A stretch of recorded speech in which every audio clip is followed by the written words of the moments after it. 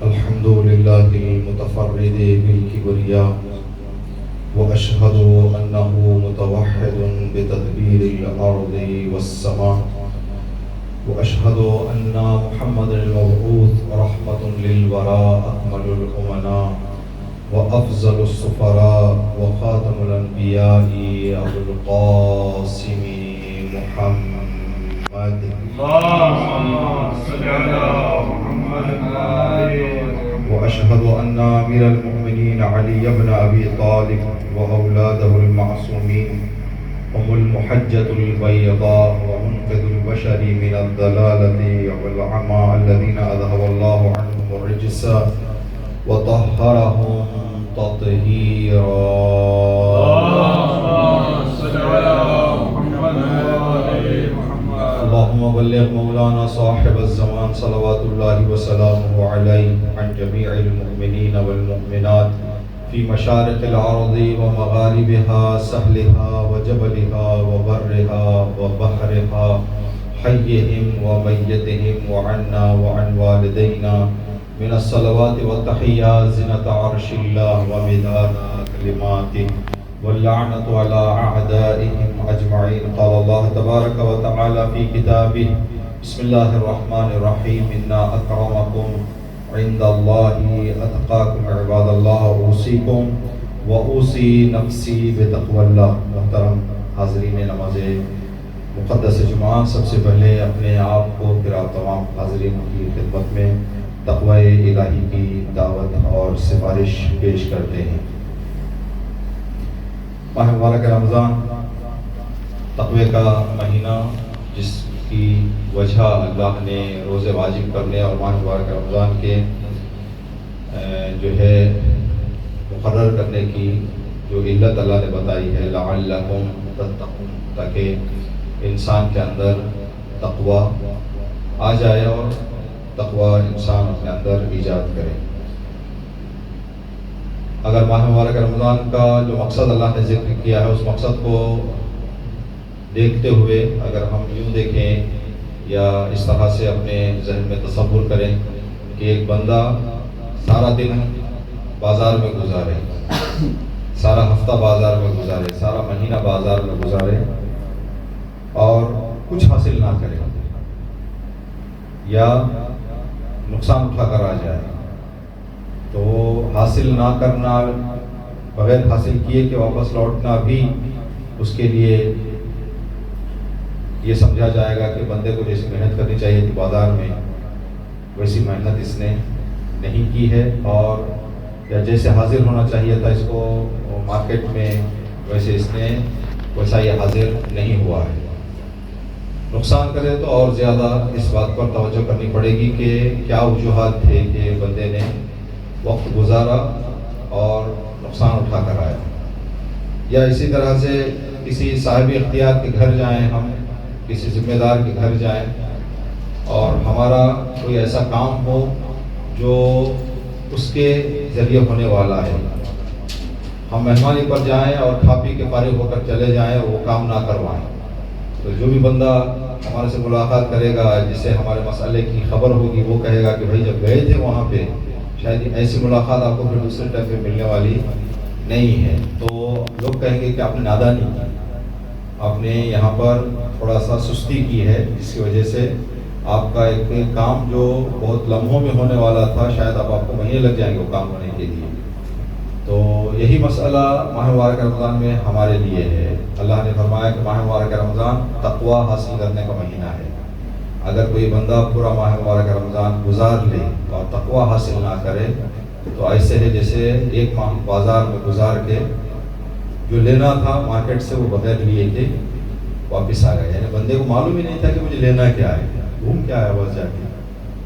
تو روایتوں میں جو بتایا گیا ہے کہ کچھ لوگ ایسے ہوں گے جب ماہ مبارک رمضان ختم ہو جائے گا سوائے بھوک اور پیاس کے وہ کچھ میسر ہونے والا نہیں ہے. اگر تقوی حاصل نہ کریں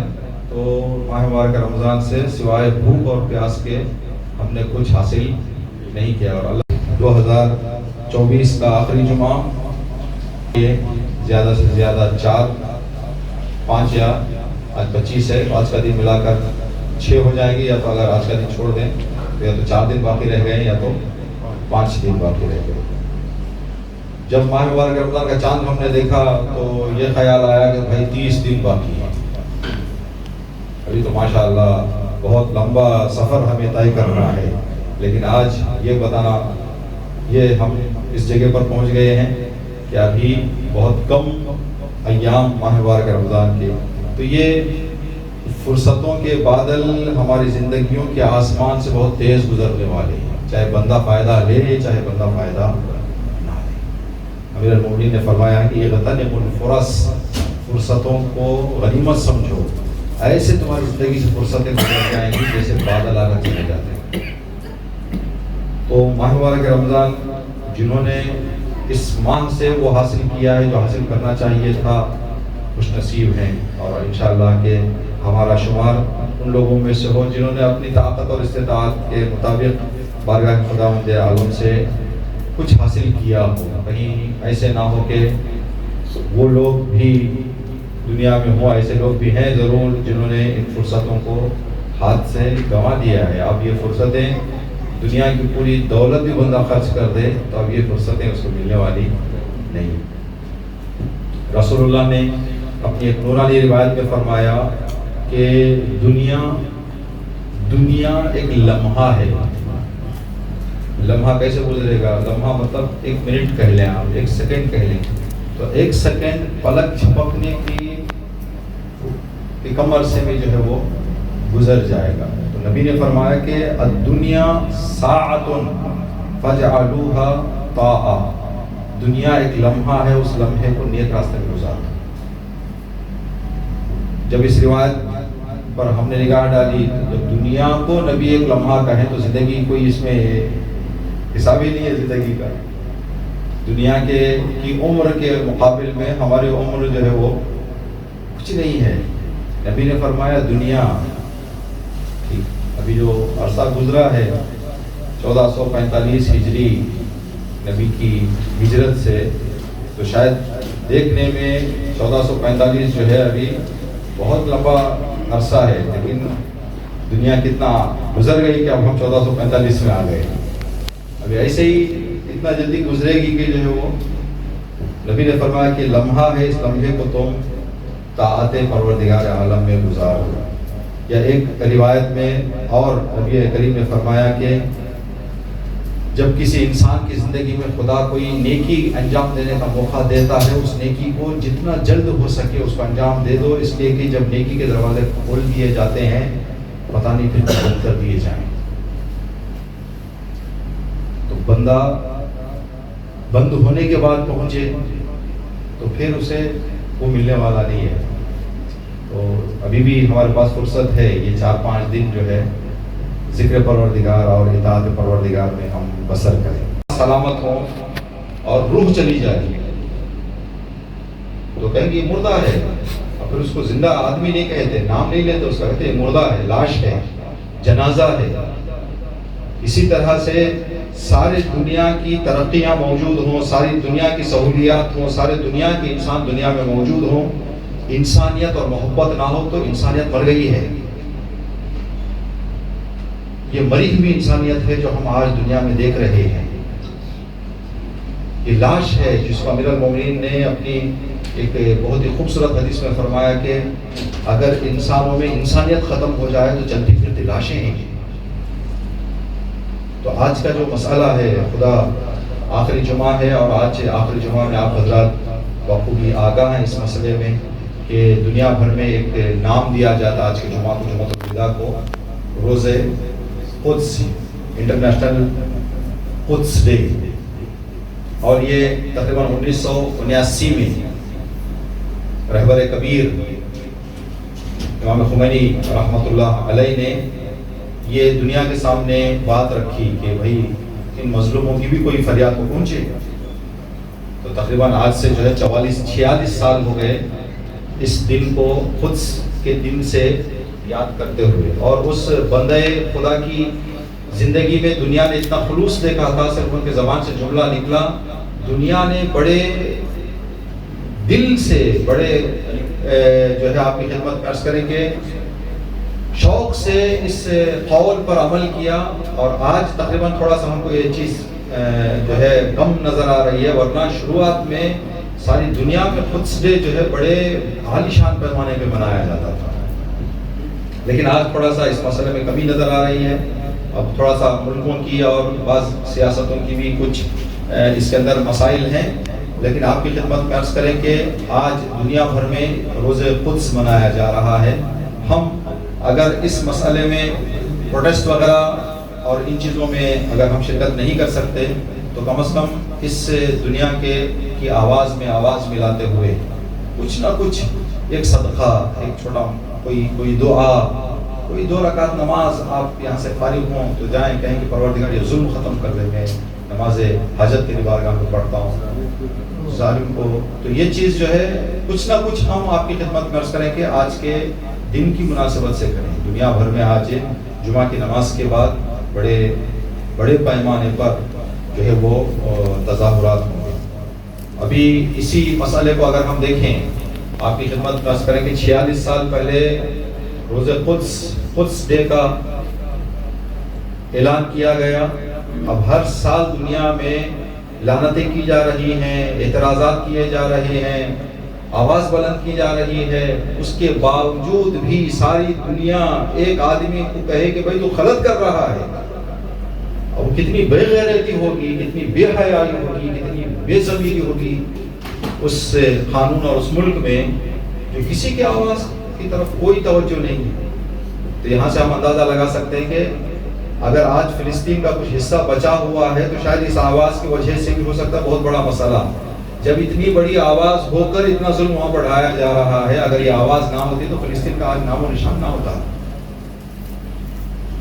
جب یہ سارے مسائل ہو کر، سارے اعتراضات ہو کر بھی اتنا ظلم ڈھا رہا ہے، اتنا ظلم ڈھایا جا رہا ہے وہاں پر، اگر یہ نعرے، یہ لعنتیں، یہ مظاہرے، یہ پروٹیسٹ، اگر ان چیزوں کی پابندی اس ظالم کے سامنے نہ ہوتی تو پتہ نہیں کیا کیا کام ہمیں دیکھنے کو ملتے اس ظالم کی طرف سے۔ آج یہ ہماری ذمہ داری ہے کہ ہم دنیا کے حالات کو سامنے رکھیں اور ماہ مبارک رمضان کے جو آخری ایام ہیں، آخری ایام میں ہم عید کی تیاری، عید کی فکر اور دوسرے تیسرے جو ہمارے خیالات ہوتے ہیں ان خیالات کی طرف بھی توجہ رہے، لیکن کہیں ان خیالات کے اندر ماہ مبارک رمضان کی عظمت سے ہم کہیں غافل نہ ہو جائیں۔ آئے گا فطرہ واجب ہوگا بندے پہ، تو چاند نظر آنے سے پہلے یہ فطرہ شوال کے چاند پر واجب ہوتا ہے انسان کو، لیکن علماء نے انسان کو تھوڑا سا آزادی دینے کے لیے، راحت دینے کے لیے روایات کی روشنی میں جو مسئلہ بیان کیا ہے، ابھی اس میں ہے کہ 99% لوگ جو ہے عید کی نماز میں شرکت کرتے ہیں الحمدللہ۔ تو بتایا گیا کہ جو بندہ نماز کی عید پڑھنے کا ارادہ رکھتا ہے وہ نماز کی عید شروع ہونے سے پہلے اپنا فطرہ پہنچا دے۔ اگر نماز کی عید کسی بھی پریشانی کی وجہ سے، کسی بھی مسئلے کی وجہ سے بندہ شرکت نہیں کرنا ہے اسے، یا اس کے لیے جو ہے درکار نہیں ہے نماز میں شرکت کرنا، تو دوپہر کے اذان سے پہلے فطرہ پہنچا دے۔ نماز پڑھنے والوں کے لیے نماز میں آنے سے پہلے، اور جو نماز میں نہیں آنا چاہتے ہیں ان کے لیے زوال دوپہر کی اذان سے پہلے، جو آج کل 1:16 پہ آج زوال ہے، تو 1:16 سے پہلے بندے کو فطرہ الگ کر دینا چاہیے اور مستحب تک اس کو پہنچا دینا چاہیے۔ اگر اس کے بعد تو پھر انسان کے لیے اس مسئلے میں جو ہے تھوڑے سے مسائل کھڑے ہو جائیں گے، پھر اس کا وقت پر فطرہ نہیں نکالا جائے گا۔ اب جب فطرہ بھی دے رہے ہیں تو یہ عبادت ہے باقاعدہ، جیسا آپ نماز کے لیے نیت کرتے ہیں، نماز پڑھتا ہوں قربۃ اللہ، تو فطرے کی بھی نیت کریں کہ میں راہ خدا میں حکم خدا کی تعمیل میں فطرہ دیتا ہوں قربۃ اللہ۔ یہ اور جتنے بندے انسان کی کمائی سے رزق لے رہے ہیں، کھا رہے ہیں، جن کا جینا چل رہا ہے، اتنے بندوں کو ممکن ہے آپ یہاں ہوں، آپ کی فیملی ہو، آپ کے علاقوں میں بھی ایک دو کسی کا آپ کی کمائی سے، آپ کی محنتوں سے کسی کی روزی روٹی چل رہی ہے، تو جتنے بندوں کی زندگیاں بندے کی کمائی سے چل رہی ہیں اتنے لوگوں کا فطرہ دے گا۔ یہاں تک بتایا گیا ہے کہ اگر کسی گھر میں ماہ شوال کے چاند نظر آنے سے 10 منٹ پہلے گھر میں ولادت ہو جائے